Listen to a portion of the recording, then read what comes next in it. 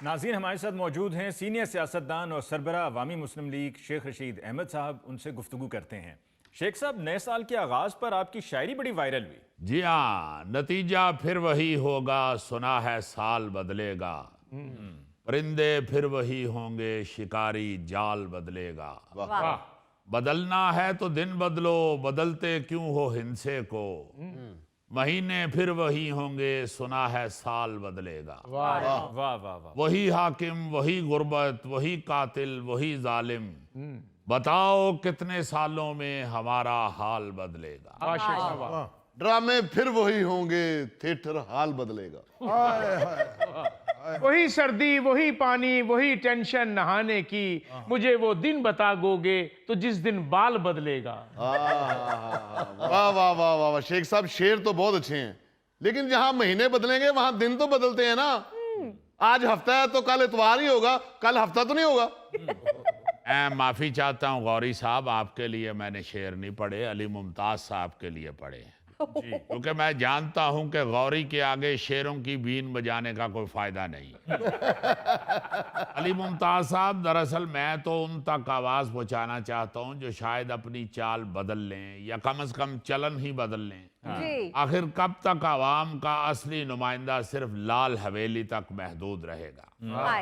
मुझे तो social media पे लोग कहते हैं कि शेख साहब, आप रावलपिंडी के बाजारों गली मोहल्लों की रौनक हैं। मैं जहां जाता हूं रौनक लगा देता हूं। अच्छा, देखें, आप में कोई ना कोई टैलेंट होता है तो लोग आपके फैन होते हैं। गौरी साहब, लोग आपसे ऐसे ही नहीं प्यार करते।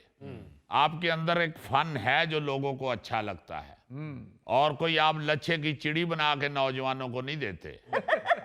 ओ शेख साहब, आपने भी लच्छे की चिड़ी खाई हुई है? जाहिर है, जब छोटे थे तो लच्छे की चिड़ी खाते थे, और कोई मुझे पहली क्लास में ही सिगार नहीं था लग गया। क्या बात है शेख साहब, आप वाकई अवामी आदमी हैं।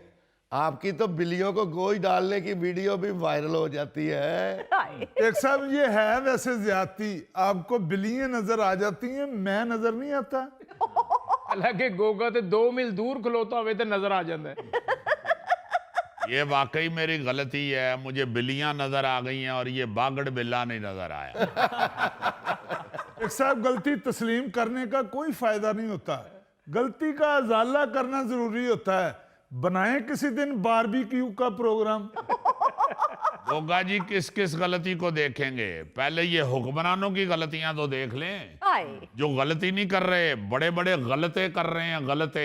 मसलन शेख साहब, कुछ बताएं ना हमारे प्रोग्राम में। और यार, आप सब जानते हैं, मीडिया वाले 60 से 70% रेडी वालों के घरों में खाना तक नहीं बन रहा, और पैरा फोर्स वाले उनका सामान उल्टा देते हैं।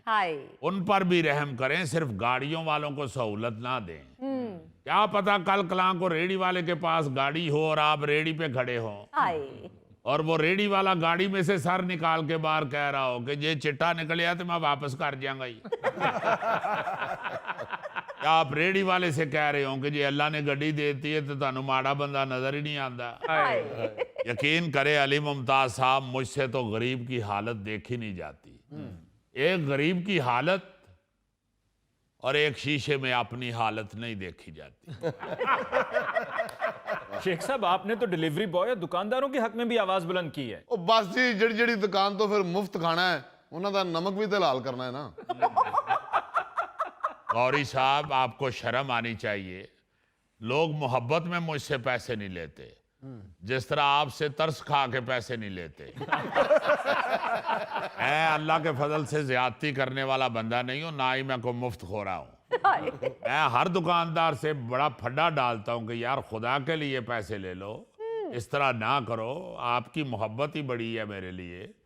मगर वो नहीं मानते। वो कहते हैं शेख साहब, हमें पता है आपने 10-15 मिनट बहस ही करनी है, देने तो है नहीं। मेरा मतलब है कि हमने लेने तो है नहीं। तो मैं फिर उसमें क्या कर सकता हूँ, चुप हो जाता हूँ। तो बात यह है अली मुमताज साहब, गरीब पे तरस खाएं।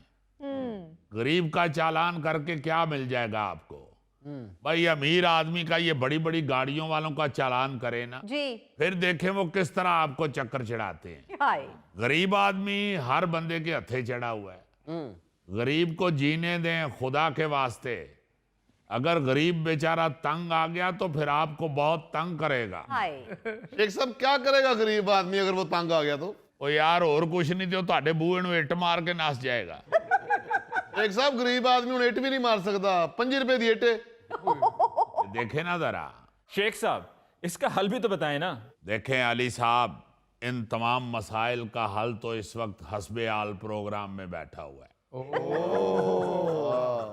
मेरा मतलब है जब तक लाल हवेली को मरकज नहीं मानेंगे इसी तरह खार होते रहेंगे। हाय अब तो देखें इत्तेहादी भी कहना शुरू हो गए हैं। आप शर्मिला फारूकी साहिबा का बयान सुन लें, सब ये कह रहे हैं कि वफाकी हुकूमत नाअहल है। ये किसी जोगे ही नहीं है जी, सिर्फ अपने जोगे हैं।